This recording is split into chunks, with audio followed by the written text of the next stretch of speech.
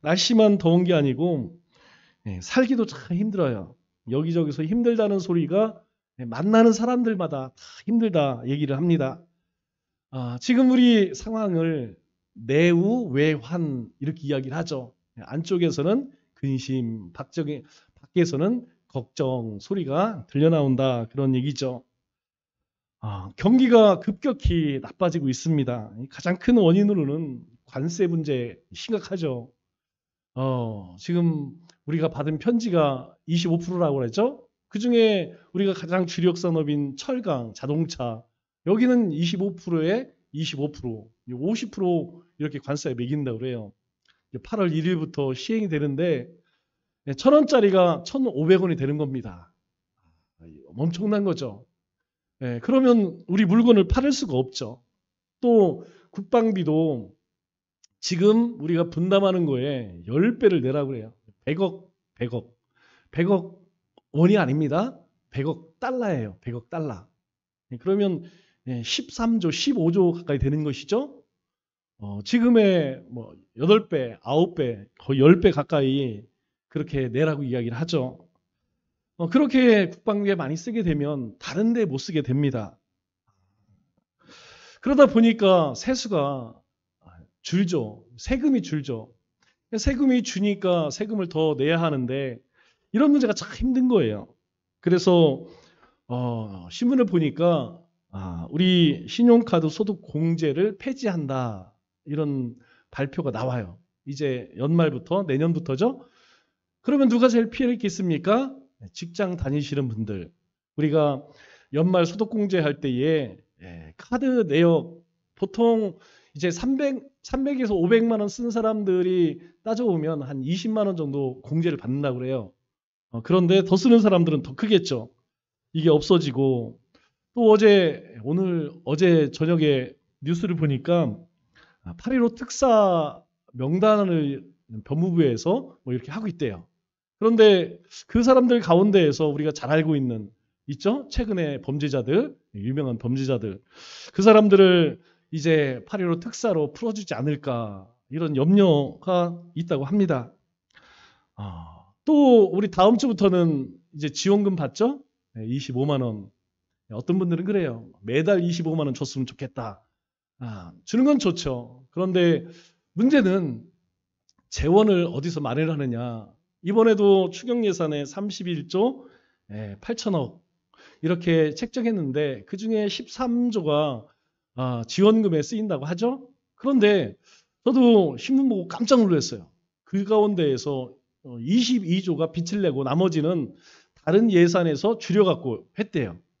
그래서 가장 많이 주는 걸 보니까 첫 번째가 이제 교육 예산, 두 번째가 국방비인데 국방비는 이제 900억을 줄였대요. 그런데 제가 어디에서 돈을 줄였느냐 보니까 주로 군 감시 장비 있죠? 우리 주호가 저 서해안에서 이 광학 장비로 이게 이게 불순한 세력들이 들어오지 않나 감시를 하잖아요. 요새는 눈으로 안 되니까 장비로 합니다. 그런데 장비라는 것이 휴전선도 그렇고 해안선도 그렇고 이게 뭐 한 5년 정도 쓰면 이제 낡게 되죠. 그래서 교체를 해야 되는데 그 예산을 없앴대요. 근데 왜 그게 문제가 되느냐? 만일 그쪽으로 어떤 문제가 생기면 누가 책임져야 될까요? 그때 근무를 섰던 사람이 책임을 져야 되죠. 우리 흔히 이제 영창 간다고 그랬죠. 뭐 그 병사만 문제가 아니고 그 위에 있는 상관들까지 줄줄이 옷 벗게 됩니다. 그런 문제가 있고 또 한 가지는 교육부 예산 깜짝 놀랐습니다. 여러분 2조 6천억이 줄었대요. 도대체 어디에서 2조 6천억을 이렇게 돈을 아낄 수 있었나 내역을 보니까 여러분 그 대학생들 근로장학생이라는 게 있어요. 근로장학생이 뭐냐면 도서관에서 이제 이렇게 책 같은 거 정리하고 그런 업무 또 식당에서 배식할 때 이렇게 도와주고 또 교수님들 또 이제 행정 이렇게 도와주는 요걸 이제 근로장학생으로 합니다. 이 근로장학생들에게 지출되었던 그 근로장학금 2조 6천억이 삭감됐대요. 그러니까 내년부터는 하반기부터는 이제 근로장학생 해서 주로 이제 대상이 어려운 사람들입니다. 근로장학생 거의 99%는 다 생활이 이제 어려운 사람들, 그런 사람들이 이제 이런 장학금을 받아서 이제 학비를 충당하고 이렇게 하는데 그게 삭감이 됐대요. 결국 우리 자녀들이 피해를 입는 것이죠. 우리가 뭐 지원금 받아서 조금 도움은 되겠지만 우리 자녀들에게는 그런 또 어려움들이 찾아와요. 그래서 우리가 소비 진작을 하자. 우리 대통령이 또 금요일 날 이렇게 삼겹살 파티를 했대요. 그런데 좋은 의도로 했지만 또 한쪽에서는 좋지 않은 소리가 나오죠. 왜냐하면 삼겹살을 먹는 건 좋은데 양옆에 또 여자를 앉혀놓고 먹네. 또 여자가 이게 술을 따라주고 막 이런 게 또 방송에 나와요. 그러니까 또 여성 단체에서 난리가 났어요. 왜 여자를 양쪽에 앉혀놓고 술을 따르게 했느냐. 사실 좋은 모습은 아니죠. 또 한쪽에서는 서민 코스프레 아니냐. 그래서 또 난리가 나요. 왜냐하면 대통령이 어디를 가면 그냥 대통령 한 사람만 하는 게 아닙니다. 우리가 보통 경호가 이제 세 단계로 하잖아요. 이 10m, 50m, 300m 해서 3중으로 그렇게 경호를 하는데 여러분 대통령이 뜨면 주변에 상관은 어떻게 될까요?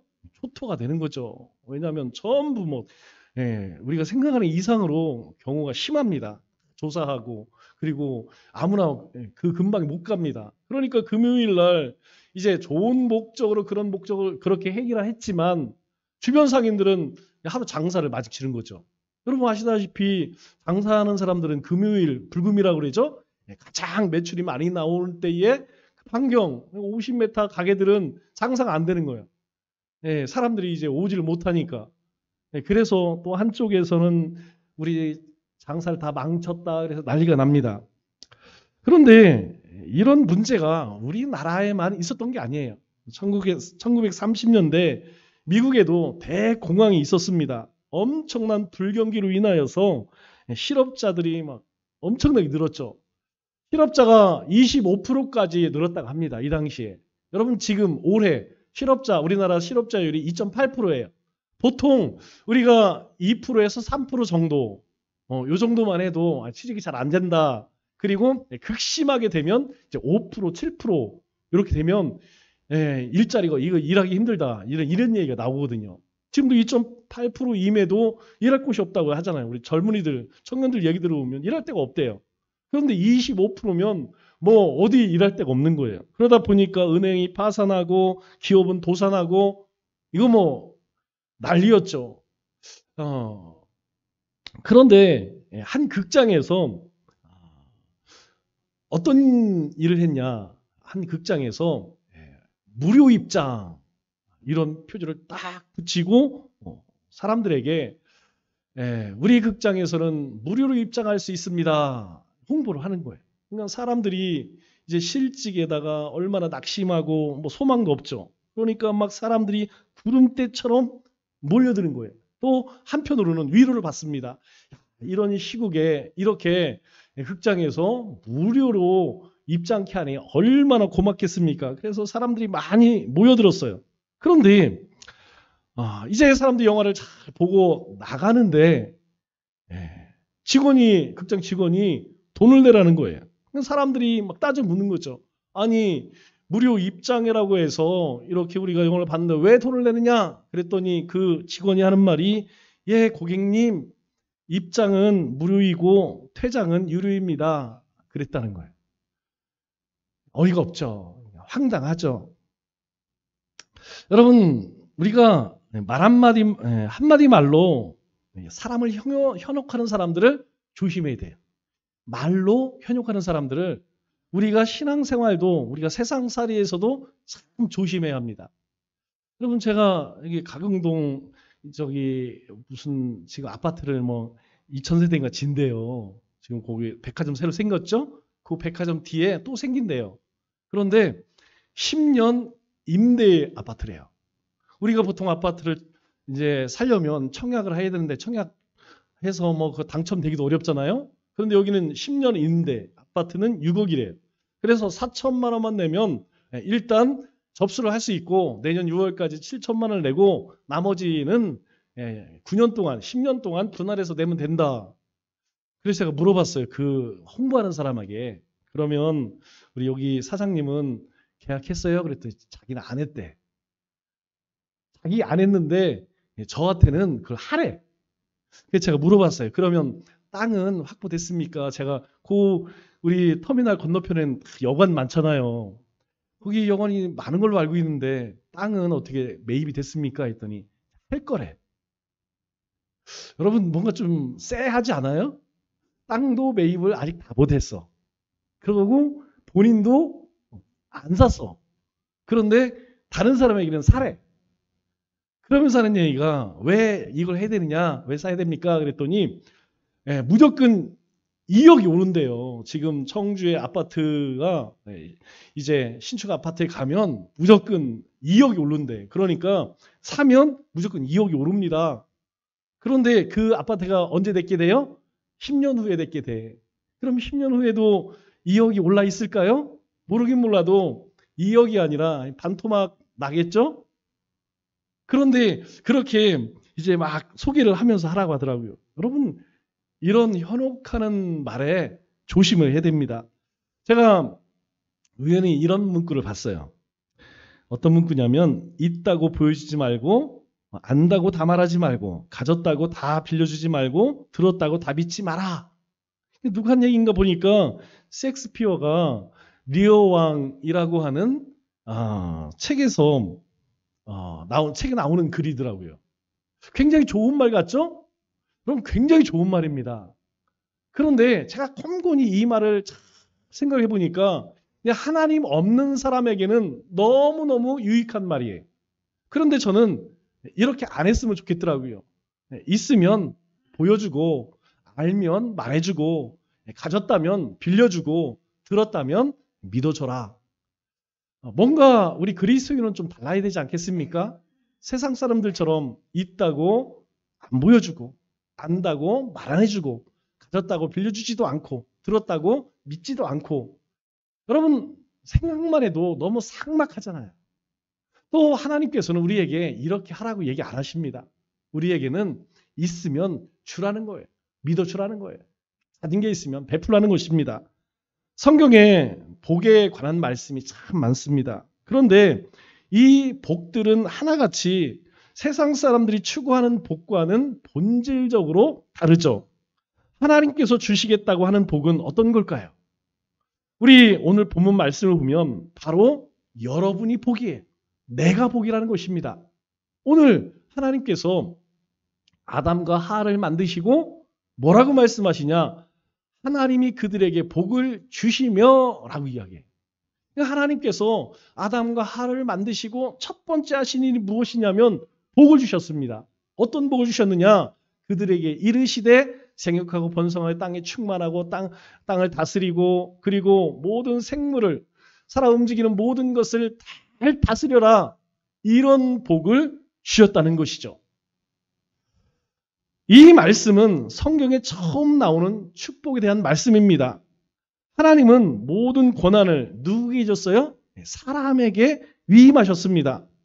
하나님은 하나님이 지으신 모든 피조세계를 바로 아담과 하와에게 맡기셨죠. 우리가 누군가에게 귀중한 것을 맡길 때 여러분 맡길 수 있는 이유가 무엇입니까? 우리가 누군가에 맡길 수 있는 것은 그 사람을 믿기 때문이죠. 그 사람을 사랑하기 때문이죠. 여러분은 재산이 있어요. 누구에게 주겠습니까? 저에게 드리겠습니까? 그럴 사람 하나도 없어요. 우리에게 재산이 있다면 내가 가장 사랑하는 내 자녀에게 줍니다. 또 그 가운데에는 또 하나님을 사랑하여서 하나님께 드리는 사람도 있어요. 그러나 분명한 것은 뭔가 있다면 가장 사랑하는 사람에게 주는 것이 대부분 사람들이죠. 그렇기 때문에 이러한 축복은 우리가 하나님께 받은 가장 큰 특권이라는 것이죠. 하나님께서 사람에게 이런 축복을 주셨다는 거예요. 그래서 그 책임도 큰 것입니다. 이 아담과 하와가 이렇게 하나님의 축복을 받았지만 이 처음 사람은 이 축복에 실패하고 말았죠. 하나님께서 이 모든 축복을 다 누려. 에덴 동산에서 너희가 먹고 싶은 거 다 먹고 하고 싶은 거 다 해. 하지만 한 가지 해서는 안 되는 것이 저 선하게 알게 하는 나무의 열매는 먹지 마라 라고 했는데 범죄했어요. 그 결과가 무엇입니까? 바로 이 에덴 동산에서 쫓겨나게 되죠. 쫓겨난 이후에 인류는 끔찍한 일들을 자행합니다. 바로 쫓겨나자마자 이 아담과 하와의 자녀인 가인과 아벨이 어떻게 해요?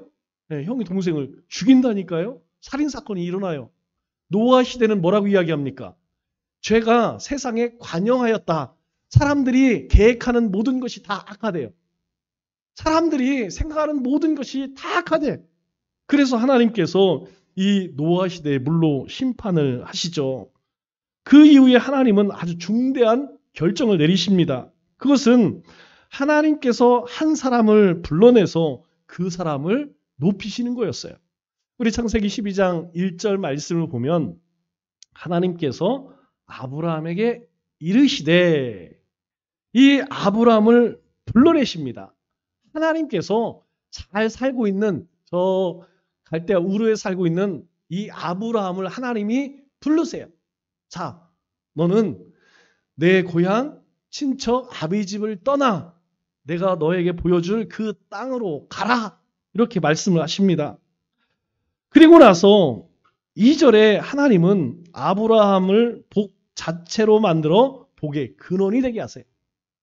하나님께서 불러내시고 그에게 내가 너로 큰 민족을 이루고 복을 주어 내 이름을 창대하게 하리니 너는 복이 될지라. 이렇게 복의 근원으로 삼습니다. 그 이후로 모든 인류는 바로 이 아브라함으로부터 그 복을 얻게 되죠. 3절 말씀을 보니까 이렇게 이야기합니다.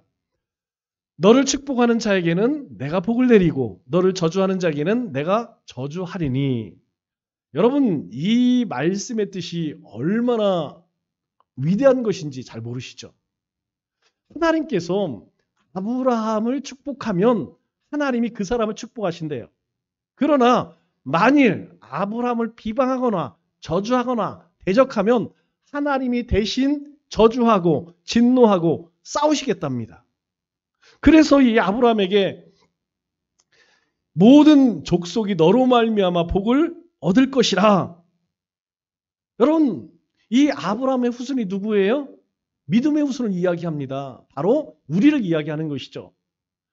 우리를 하나님께서 우리를 통해 모든 사람들이 복을 받을 것이다. 이렇게 말씀하고 있는 것입니다. 그러면 하나님이 주시겠다는 복의 내용이 2절에 두 가지를 얘기하죠. 이렇게 이야기합니다. 큰 민족을 이루고 지금은 아들 하나 없지만 큰 민족을 이룰 것이다. 그리고 내가 재벌이 되는 그런 복이 아니라 영원히 내 이름이 기억되는 복을 주겠다. 이렇게 하나님께서 약속하시죠.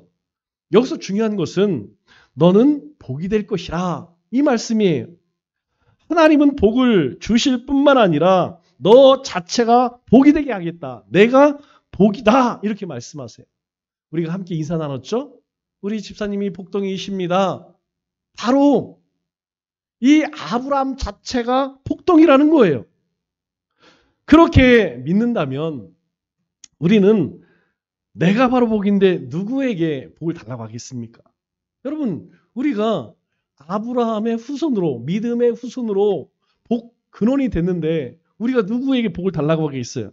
또 우리 세상에서 복이 더 필요할까요? 그렇지 않다는 것이죠. 이 하나님의 새 프로젝트의 핵심은 바로 내가 복이다. 내가 복이 될지라. 이 한 가지 사실에 있다는 사실입니다. 우리가 복이기 때문에, 내가 복이기 때문에 우리는 더 이상 누구에게나 어디에서나 복을 찾지 않아도 된다는 거예요. 이것이 바로 믿음의 출발점이라는 것입니다. 그런데 이스라엘 백성들은 이 말씀대로 살았을까요? 아닙니다. 바로 우리를 복이 되게 하시고 우리에게 복을 주시는 그 하나님을 버리고 바알과 아세라를 쫓았어요. 왜? 그것이 풍요와 다산의 신이기에 그 우상들을 쫓으면, 그 신들을 쫓으면 복받을 것이라고 생각했습니다. 그 대가가 무엇입니까? 바로 하나님께서 약속하신 그 약속의 땅에서 아담과 하가 에덴 동산에서 쫓겨났듯이 이스라엘 백성들이 비참하게 쫓겨났다는 사실이죠. 이게 왜 중요하겠습니까? 오늘 우리에게도 똑같다는 거예요. 오늘 우리에게 이러한 복을 하나님은 주셨고 약속하셨는데 우리가 그 하나님의 약속 안에, 그 하나님의 은혜 가운데 살지 못하면 아담과 하와처럼 오늘 이 이스라엘 백성들처럼 바로 그 축복의 땅에서 쫓겨날 수밖에 없다는 것입니다. 결국 아브라함은 하나님의 약속대로 복의 사람이 되었습니다. 그런데 중요한 것은 이 약속이 우리에게도 해당된다는 것이죠. 그래서 오늘날 모든 그리스도인들은 복에 갈급할 필요가 없다는 것이에요. 왜? 우리 자신이 복이 되었기 때문이라는 것입니다. 더구나 그 복은 나에게만 머물러 있는 것이 아니라 나를 통해서 세상 가운데 흘려보내게 하셨다는 거예요. 우리의 자녀들에게, 이 나라 이민족 가운데, 모든 열방 가운데에 바로 우리를 통해서 그 하나님께 받은 복을 흘려보낼 수 있다는 것입니다. 하나님께서 약속하신 것을 내가 믿음으로 받아들이면 그 믿음이 현실의 사건이 된다는 거예요. 그래서 그리스도인이 사는 동안에, 우리가 사는 동안에 겪는 모든 경험은 그 자체로 복된 사건이라는 것입니다. 왜 그럴까요? 여러분, 손해를 보면 손해가 아니라는 거예요. 손해를 봐도 복이고, 우리가 모함을 받아도 복이고, 우리가 쫓겨나도 복이고, 병이 나도 어려움을 겪어도 그 자체로서 우리에게는 축복이라고 말씀하는 거예요. 왜 그렇습니까? 바로 우리 자신이 복이 되었기 때문에 우리 안에 일어나는 모든 일, 그것은 불행이 아니라는 거예요. 축복이라는 것입니다. 그래서 우리에게 뭐라고 말씀하세요? 올해 표어가 일어나 빛을 발하라. 왜? 내 빛이 이르렀고 하나님의 영광이 우리 위에 임하였기에 일어나라는 거예요. 그리고 세상에 빛을 발할 수 있다는 거예요. 우리는 전혀 그럴 수 없지만 하나님께서 우리를 복이 되게 하셨기 때문에 우리는 모든 사람들에게 복을 베푸는, 복을 흘려보낼 수 있는 그런 빛된 존재라는 것입니다. 그러므로 복 있는 사람은 악인의 삶의 방식을, 사고방식을 쫓지 않습니다. 우리 시편 1편 1절에 뭐라고 말하고 있어요? 복 있는 사람은 악인의 길을 따르지 아니하고 죄인의 길에 서지 아니하고 오만한 자리에 앉지 아니하고 이러한 악한 것을 넘보지 않는다는 것입니다. 그러나 세상은 누가 복된 사람이라고 생각해요? 여러분, 세상 사람들이 이야기하는 복은 뭡니까? 예, 재물 많이 얻는 것, 권력 갖는 것, 명예를 얻는 것, 다 시작해서 많이 소유하는 거예요. 물질도 많이 소유, 권력도 많이 소유, 명예도 많이 소유하는 것. 하지만 하나님의 복을 누리는 사람은 이러한 것들을 복되다라고 생각하지 않는다는 것입니다. 다만 이것은 하나님의 영광을, 하나님 나라를 이루는 도구일 뿐이라는 것이. 그런데 문제는 하나님의 사람들이, 그리스도인들이 이 악인의 형통을 부러워한다는 것이죠. 성경은 부와 명예와 권력을 갖는 것이 복되다 이렇게 말하지 않습니다. 참 이상하죠? 그랬으면 참 좋겠는데 하나님은 그렇게 우리에게 말씀하지 않으세요. 도리어 그런 것은, 이러한 것들은 이 복과는 상관이 없다라고 말씀하시면서 2절에 이렇게 이야기하죠. 복 있는 사람은 오직 여호와의 율법을 즐거워하여 그의 율법을 주야로 묵상하는도다. 진짜 복 있는 사람은 율법을 즐거워하고 그 율법을 주야로 묵상하는 사람, 그것을 붙들고 사는 사람이다라고 이야기해요. 제가 영어 성경을 보니까 오직이라는 말이 눈에 띄잖아요. 영어 성경이 없어요. 우리가 오직이라는 말은 우리 영어로 only라는 말을 쓰잖아요. only. 그런데 only라는 말이 없고 in the law of the Lord 이렇게 써 있더라고요. in이란 말이 있습니다. in이 뭐예요? 뭐가 있는데 그 뭐를 뭐가 감싸고 있는 거예요. 내가 있는데 나를 감싸고 있을 때에 in이란 말을 씁니다. 뭔가를 감싸고 있을 때 인이라는 말을 써요. 그러니까 복된 사람은 하나님의 말씀으로 이렇게 둘러싸 있어. 하나님 말씀 가운데 있어. 이 사람이 바로 복된 사람이다라고 주님은 우리에게 말씀합니다. 그런데도 우리는 이 세상 사람들이 추구하는 그것을 복이라고 여기고 그것을 하나님께 복 달라고 그렇게 요청을 합니다. 조르죠. 이 하나님이 이미 주신 복, 또 내가 복이 되는 그 상상할 수 없는 축복을 받고도 이것 말고 하나님 없는 사람들, 헛된 것을 쫓는 그런 사람들이 구하는 복을 달라고 그렇게 떼를 쓴다는 것이죠. 참 어느 때는 부끄럽습니다. 우리가 하나님 앞에 소망하는 내용들을 가만히 보면 물론 하나님이 기뻐하시는 것을 추구도 해요. 그러나 마음 한편에는 또 이러한 것들이 우리의 마음 가운데에 자리 잡고 있습니다. 그래서 예수님께서 처음 설교하실 때 산상수훈에서 뭘 말씀하세요? 팔복 말씀하시죠. 그 팔복의 내용을 보면 다 하나같이 복이 있나니, 이런 사람이 복이 있나니 반복합니다. 마음이 가난한 사람이 복이 있대요. 죄에 대해서 애통하는 사람이 복이 있대요. 하나님 말씀으로 온유한 사람이 복이 있답니다. 의에 줄이고 목마른 사람, 어떻게 바르게 살까? 이거 막 몸부림치는 사람이 복이 있고요. 누군가를 불쌍히 여기는 사람이 복이 있대요. 마음이 청결한 사람이 복이 있고요. 어디를 가든지 화평케 하는 사람이 복이 있다라고 우리에게 예수님께서 말씀해 주십니다. 이게 진짜 복이라는 거예요. 여러분 어떻습니까? 복 있는 사람으로 살고 계신가요? 또 이런 복을 추구하는 그런 삶을 살고 있습니까? 성경은요. 이런 복, 주님이 말씀하신 하나님께서 우리에게 주신 그 복을 쫓아 살아가는 사람을 그리스도인이라고 말하고 있습니다. 그리스도인은 복 있는 사람이 되어야 합니다. 성경에서 말하는 이 복을 누리는 사람이 되어야 한다는 것이죠. 그렇지 않으면 평생 가짜 복만 쫓다가 인생을 마칠 수 있어요. 저는 지금까지 많은 사람들을 만나보았습니다. 그 가운데는 권세가 있는 사람, 유명한 사람, 권세가 그리고 잘 나가는 사람. 그런데 이러한 사람들 가운데에서 복 있는 사람 몇 명이나 될 것 같습니까? 거의 없어요. 흔히 우리가 이야기하는 좀 부와 권세와 뭔가 갖고 누리는 이런 사람들을 볼 때에 여러분 복 있는 사람 별로 못 봤습니다. 왜요?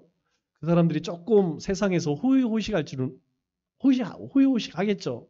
그러나 여러분 그 인생 얼마 안 남았어요. 그 인생이 그 호의호식이 끝나면 그 다음에는 영원한 하나님의 진노가 기다리고 있는데 그거 모르고 삽니다. 그런데 여러분 우리는 어떻습니까? 우리 없어요. 우리 뭐가 있겠습니까? 우리가 뭐 건강이 있어요? 아니면 뭐 엄청 권세가 있습니까? 아니면 부가 있습니까? 그러나 우리에게는 뭐가 있냐? 하나님이 계세요. 온 세상을 만드신 하나님, 다스리시는 만유의 하나님, 온 세상을 그 행한 대로 심판하실 그 하나님이 우리 가운데 있기에 우리가 복된 자라는 거예요. 여러분 세상에 잘 나가는 사람들은요. 그냥 돈이 많고 권력이 있고 유명할 뿐이지 복 있는 사람이 아니라는 것입니다. 그리스도인은 진짜 복을 소유한 진짜 신앙인이어야 합니다. 세상 복을 추구하기 위해서 여러분 종교인으로 사는 것보다 불쌍한 인생이 없죠. 신앙이 없다면 마음껏 욕도 하고 불법도 저지르고 마음대로 살 수 있습니다. 그런데 신앙이 있으면 그렇게 살 수 있을까요? 여러분 그렇게 비양심적으로 살 수 있어요? 못 삽니다. 그렇게 행하면 괴로워서 못 살아요. 우리의 마음 가운데 이 성령님께서 우리 안에 근심하기 때문에 너무너무 힘들어. 진짜 불행한 것은요. 우리 자신이 복 자체라는 것을 모르고 하나님이 약속한 그 축복을 누리지 못하는 것. 그게 바로 불행입니다. 천국에는 각각의 이름이 적힌 창고가 있대요. 천국에 가면 여러분 이름으로 창고 하나씩 다 있는데 이 창고 안에는 뭐가 있느냐? 우리가 기도하면 하나님께서 주시려고 준비한 선물들이 가득하대요. 이상하죠? 아니, 우리에게 주시려고 준비한 선물이라면 우리가 다 받아서 창고가 비어야 하는데 창고마다 가득가득 쌓여 있답니다. 왜 그럴까요? 예, 하나님께서 다 준비해 놓으셨지만 우리가 구하지 않아서, 하나님께 요청하지 않아서 받지 못한 선물들이 창고마다 가득히 돼요. 또 구했다 할지라도 엉뚱한 거 구해서 하나님께서 주고 싶어도 줄 수가 없는 것들. 그래서 예수님께서 우리 마태복음 6장 33절에 우리에게 말씀하는 게 뭡니까? 너희는 먼저 그의 나라와 그의 의를 구하라. 먼저. 예, 우선순위가 중요하다는 거예요. 먼저 하나님의 다스리심과 그 의로우심을 쫓아 살라는 거예요. 그렇게 하면 먹고 마시고 있는 너희의 삶의 의식주의 문제들은 하나님께서 다 더하신다는, 덤으로 주시겠다는 것이죠. 그래서 다들 천국에 가면 후회를 한다는 것입니다. 후회하는 게 다른 게 아니에요.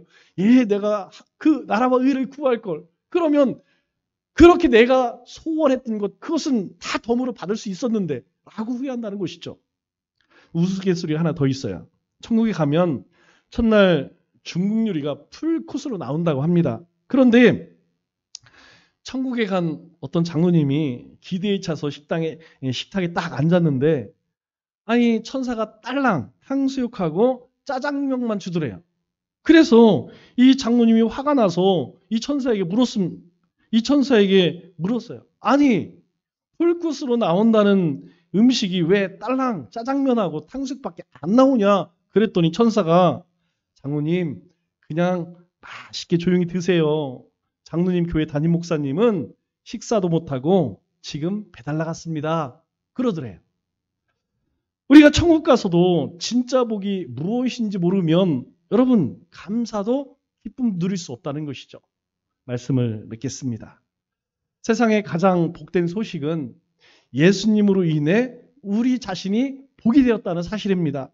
그러므로 우리는 더 이상 세상의 복에 목마르지 않아야 한다는 것이죠. 진짜 복을 깨닫고 그 축복 안에 살면서 세상의 그 복을 흘려보낼 수 있어야 한다는 것입니다. 이 한 주도 하나님의 말씀대로, 또 하나님이 원하시는 대로 하나님이 부어주신 그 복을 누리며 살아가는 우리 믿음의 권속들 다 되시기를 주님의 이름으로 축원합니다.